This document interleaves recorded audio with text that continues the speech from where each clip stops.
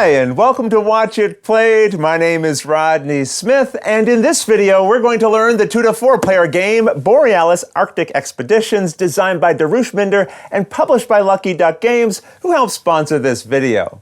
I live in an area some might call the far north, but here we're going even further. In the uncharted boreal territories, you'll find wild and majestic animals to observe and photograph, and the player who can capture the best images will gain everlasting fame. So, join me at the table and let's learn how to play. To set up, find the animal cards, which have this back, and shuffle them into a face-down deck within reach of the players, dealing 4 face-up to create what is known as the pool of available cards. The cards with this back make up the scoring deck, which you shuffle, dealing 2 face-up nearby and returning the rest back to the box. Now go through all the cards which have this back, known as objectives, and sort them into 3 groups by these symbols found on their faces. You'll then shuffle each group into its own separate face-down deck and deal a random card from each of them into a face-up objectives row. The leftovers you can return to the box. On each objective, add as many of these value 5 scoring tokens as the number of players. In this video, we'll assume that we have 2 players. Then put the leftover tokens in a nearby supply that includes these value 3 and value 1 scoring tokens. Now each person collects one of these double-sided player boards, and they can all agree to play on side 1, as indicated here, where the symbols in the central area are all the same, or they can all agree to play on side 2, where the symbol combinations here are different. You'll learn how this affects gameplay later, but in this video, we'll assume the players are using side 1. These are the scientist pieces, and they come in 3 different colors. Every player now puts one of each colored scientist into the 3 spaces for them here at the top of their player boards. Below each space, they also add one of these flag tokens into the area marked for them. Once each player has their scientists and flags, all the leftover scientists and flags can be returned to the box. Then from the supply, each person now collects 2 of these value 1 scoring tokens, which they'll keep near their board. Then 4 animal cards are dealt to every player. You can always look at your own cards, but keep them a secret from the other players. If a player is not satisfied with their hand, they can discard some or all of them, drawing an equal number of replacements from the deck. But each player may only do this, at most, once. Each player now takes a player aid, and the person who lives in the northernmost location receives this first player token. Since no one is here to prove otherwise, I guess that's me. Of course, you can also just pick someone randomly. And that's the setup. In Borealis Arctic Expeditions, you and the other players will be competing to move your scientists to various locations deeper and deeper into uncharted territory, where you'll capture photos of various animals and attempt to complete objectives. All of these efforts can provide you with points, and the player with the most points at the end of the game wins. The game is played over a series of rounds, and during a round, each player takes a turn, starting with the first player and going clockwise around the table. On a player's turn, they perform one of 2 possible actions. So let's learn one of the options, observing an animal. To do this, you play any 1 card from your hand. These will show 2 scientists in their top left corner here. These might be the same color or different, but they will always have an arrow showing under each of them. Cards are played above one of the 3 locations on your board, which are represented by these 3 spaces. However, to play a card to a space, the scientists showing on the card you are playing must be in that location's area here. So as an example, I could play this card here because it shows a pink and blue scientist, and there is a pink and blue scientist here. In fact, there's a pink and blue scientist in each of these locations, so I could assign this to any of these spots. On the other hand, this card requires 2 yellow scientists in the same location. And that isn't true at any of my locations, so I could not play this one yet. After playing a card to a location, you then move the scientists matching the ones showing here 1 space in the direction of their related arrows. So in this case, the blue scientist would move to the right here, while this pink scientist would need to move to the left. The area with this icon is known as a camp. So this pink scientist goes to this camp. There is also a camp on the far right side, so a scientist moving to the right from here would go to this camp. And there is no limit to how many scientists that there can be at each of your locations or camps. Scientists that get moved may then be moved later if a card is placed above their location on a future turn. But cards can never be placed above camps.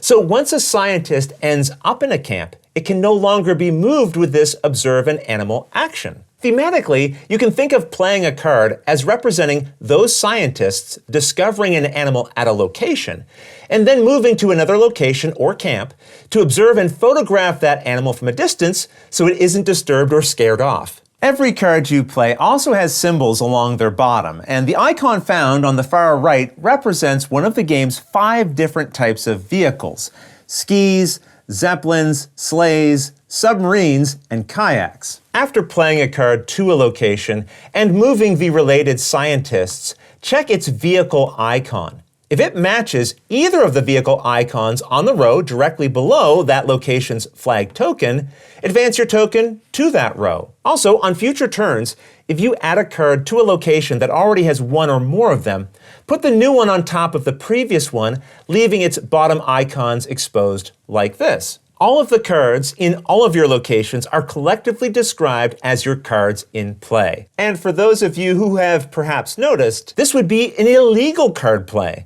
because putting this animal here requires having both a yellow and blue scientist, and we only have a yellow scientist here. So good job, good catch, we'll remove this. Whether the card you played advanced your flag token or not, you now either take a card of your choice from this pool of available face-up cards, or draw one from the top of the deck so that you have 4 cards in hand again.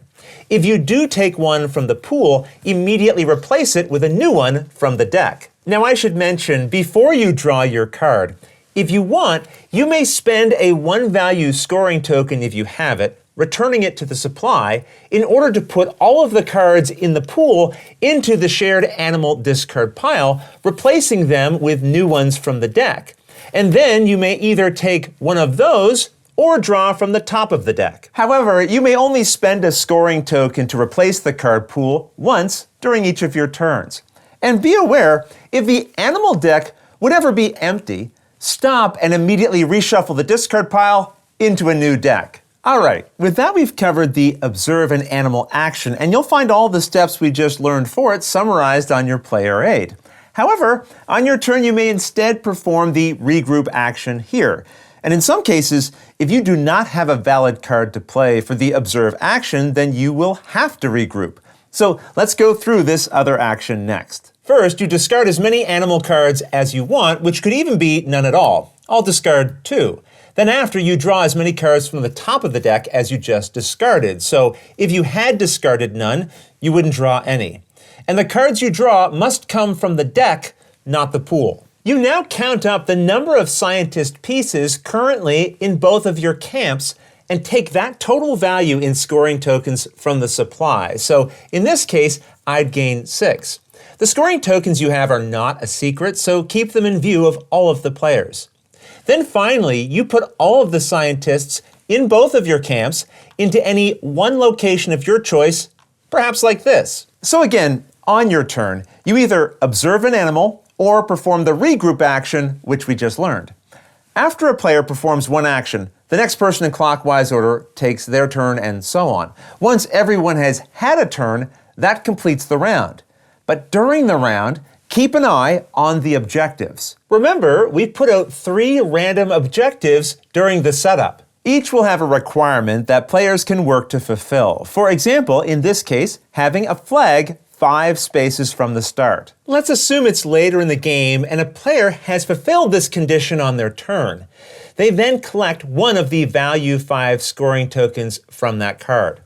Each player may only fulfill the requirements of each objective once. That said, as soon as a scoring token has been taken from an objective, the other players only have until the end of that round to complete that objective as well and gain its scoring token. Because at the end of that round, that objective and any of its remaining tokens are returned to the box. While playing, if you realize, Wait a minute. There's an objective still on the table that I completed in the previous round and I just forgot to take a token for it. Well, then you can immediately claim it. And now that round will be the last round for others to complete it as well. So, after every player has taken a turn during the round and any completed objectives have been removed, you start a new round with the same start player as before. And rounds will continue like this until the end of the game is triggered. This happens when any one player has added 7 total cards to any one of their locations. Once that has happened, you finish the current round, so everyone has had an equal number of turns, and then it's time for scoring. You can complete this using the included score pad, and you'll also find the steps for that here on the back of your player aid. So let's go through these steps together. First, look at the bottom edge of each animal card placed in your leftmost location. In the bottom left corner, you'll find one of 5 possible species icons representing Atlantic puffins, polar bears, Arctic foxes, snowy owls, and harp seals. Within the location you are assessing, determine the total number of each type of species you have there. For example, we have 1, 2, 3, 4 polar bears. We would then check this banner found on our player board and go to that number in the left column. The number to the right is how many points that species scores. So 6 points for our polar bears. We also had 2 harp seals at this location, which would earn us another point. You then go to your next location and score the group of animals there the same way, and do the same again for your final location. Now look at each space each of your flag tokens are in, and gain the points showing there. So in this case, 8 plus 3 plus 8. Some of the animal cards you have in play will show this victory point icon.